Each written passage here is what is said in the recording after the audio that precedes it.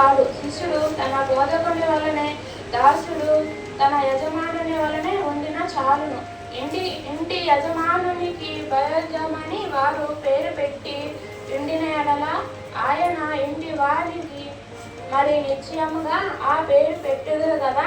కాబట్టి మీరు వారికి భయపడుకురి. మరుగైనదేది బయలుపరచబడకపోదు, రహస్యమైనదేది తెలియబడకపోదు. చీకటిలో నేను మీతో చెప్పినది మీరు వెలుగులో చెప్పుడి, చెవిలో మీకు చెప్పబడినది మేఘల మీద ప్రకటించుడి.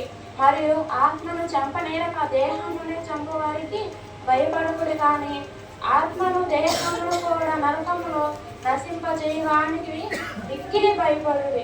2 పిచ్చుకలు కసుకు కమ్మబడును కదా, ఆయనను మీ తండ్రి సెలవలేక వాటిలో ఒకటైనను నేలన పడదు. మీ తండ్రి తల వెంట్రుకలన్నీ లెక్కింపబడి ఉన్నవి కనుక మీరు భయపడకుడి.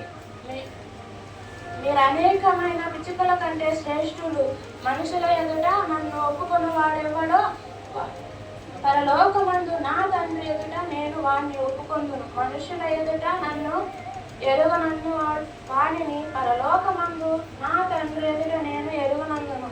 నేను భూమి మీద సమాధానం పంపవచ్చినని తలంచుకుడి. ఖడ్గమునే కానీ సమాధానము పంపుటకు నేను రాలేదు. ఒక మనుషునికి వాని తండ్రికి, కుమార్తెలకు ఆమె అత్తకుని, కోడలికి ఆమె అత్తకును, తండ్రికి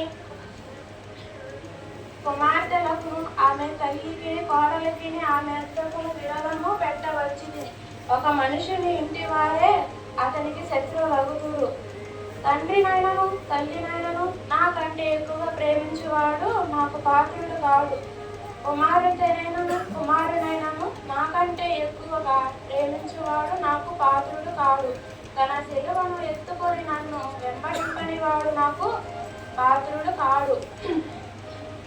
తన ప్రాణము దక్కించుకొనివాడు దాన్ని పోగొట్టుకొనును, కానీ నా నిమిత్తము తన ప్రాణము పోగొట్టుకున్నవాడు దాన్ని దక్కించుకొనును. మిమ్మును చేర్చుకునేవాడు నన్ను చేర్చుకొనును, నన్ను చేర్చుకున్నవాడు నన్ను పంపిన వాడిని చేర్చుకొనును. ప్రవక్తను చేర్చుకున్నవాడు ప్రవక్త ఫలము పొందును.